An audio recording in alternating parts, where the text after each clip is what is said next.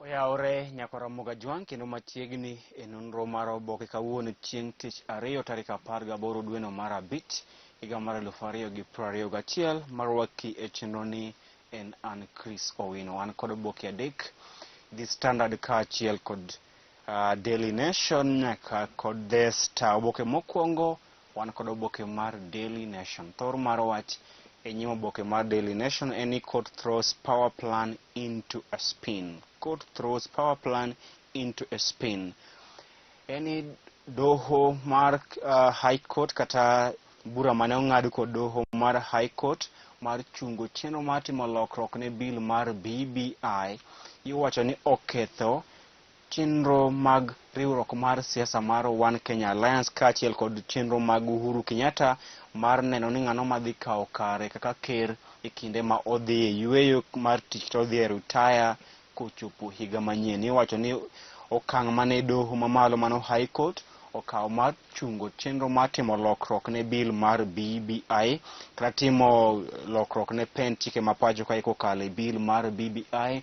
Iwacho ni oketho kwano duto mag ker Uhuru Kenyatta mar neno ni to ng'ano ma odhi miyo lemo mar bedo ker kata ng'ano ma odhi siro lwedo yiero maduong' mabiro e kinde ma odhi yueyo mare mar tich.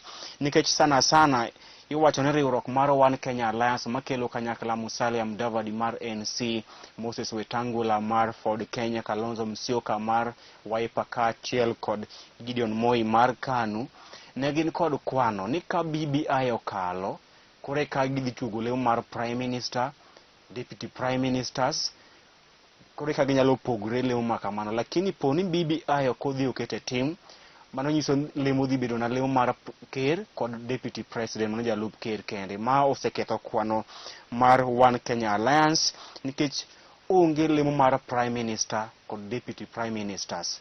Manyiso ni riwruok mar One Kenya Alliance koponi gidhi e yiero nyaka achiel kuom gibed president mano ker kaachiel kod jalupne, onge ng'ato madhi bedo prime minister kaachiel kod deputy prime minister. Gino miwacho ni sani koro dhi ketho kwano mag One Kenya Alliance miwacho ni ne isiro lwedo kod jatend piny owacho Uhuru Kenyatta motelo ne yiero maduong' mabiro.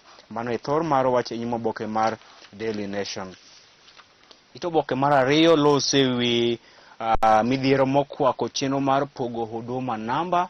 Chenro mokwako midhiero mokwako chenro mar pogo huduma cards nikech inyalo paro nyakwara mogi huduma namba ne oganda mapacho kayo okawo. Kata kamano en mana atamalo 10 mano 10% kende mag oganda mana okawo huduma namba emose dhi kawo huduma cards magi nikech iwacho ni kar tero huduma cards gi kama ne jopiny okawe huduma numbers nondikore ka huduma numbers, piny owacho tero huduma cards gi e kuonde ma ondike ID mar kata kupon. For example, kane huduma ID mari wacho ni ne onyuoli, huduma card mari tero Mathare kata doko ni kawe maybe Kawangware. Koro mose kelo ywarok nikech itero huduma cards kama ne onyuolie ma ok kama ne ikawo huduma cards gi, ma osechocho chenro mar miyo oganda huduma cards magi.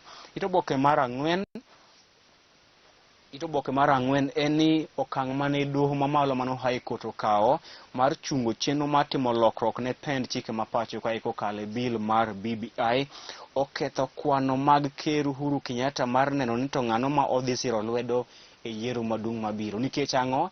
Nikech ker nen kod kwano ni ka BBI okalo to lemo mag telo dhi bedo mathoth, mano lemo mar Prime Minister kaachiel kod jolupne ariyo ma poni ne odhi siro lwedo Gideon Moi ka president, Musalia Mudavadi ka jalup ker, Kalonzo Musyoka mano dhi bedo prime minister, Wetangula bedo jalup prime minister. Mano ne nyalo rema na koponi BBI oter kata obi opwodh. Lakini poni BBI okobi opwodh to nyiso ni kwano mag Uhuru mar siro lwedo riwruok mar One Kenya Alliance dhi kethore kata dhi tore nikech odhi mradong' kod jotelo ariyo mano ker kod jalup ker kende kalure kod pen chike mapacho kae. Koro iwacho ni okang' mane doho mamalo okawo mar chungo chenro mar timo lokruok ne bill mar BBI iwacho ni oketho kwano mag ker Uhuru Kenyatta mag succession game plan mar neno ni ng'ano modhi siro lwedo e yiero maduong' mabiro. Ito oboke mar 5, Attorney General ma pacho kae Justice Kihara Kariuki kaachiel kod Solicitor General mano okil kamalo kamaduong' mar piny owacho, jogi te odhi e doho ka Attorney General odhi e doho mar High Court mar chungo ondamo mane doho mar High Court okawo mar chungo chenro matimo lokruok ne pen chike ma pacho kae, kinde ma Solicitor General mano Ken Ogeto bende odhi e Court of Appeal mar kwedo ondamo mane joyal buche 5 ma doho mamalo kawo mar chungo chenro matimo lokruok ne pen chike ma pacho kae. Ito oboke mar 6, Senators ma pacho kae ne othich oko Governor ma Wajir mano Abdi Mohamed Mahmud kuom weche mag mibadhi kaachiel kod tiyo marach kod APC mare. Senators ma pacho kae odiochieng' manyoro ne opuodho report mar komiti mar od bura mar Senate mane owacho ni mondo githich senator mano githich Governor ma Wajir Mohamed Abdi Mohamud mane otimore otieno manyoro kama Senators ne othich oko Governor ma Wajir Abdi Mohamed Mahmud e weche mag mibadhi kaachiel kod tiyo marach kod APC.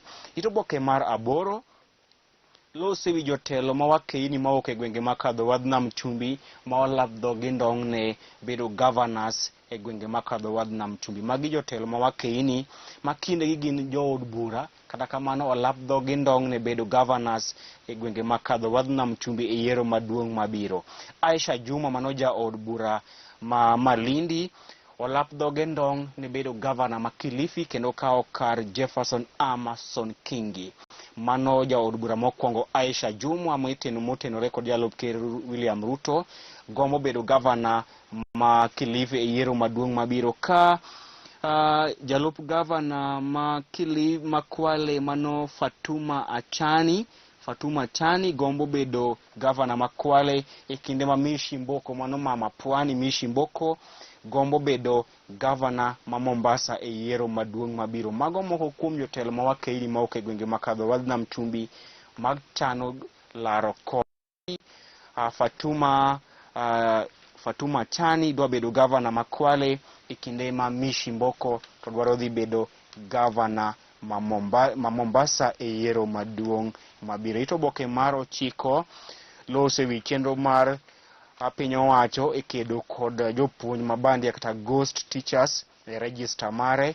To oboke mar Daily Nation en tuo mar COVID-19 nyalo chocho chenro mar piny owacho mar miyo oganda thieth manengone piny kata universal health coverage. Oboke mar 2 an kod oboke mar The Standard. Thor mar wach e nyim oboke mar The Standard en why Uhuru allies are cautious on BBI.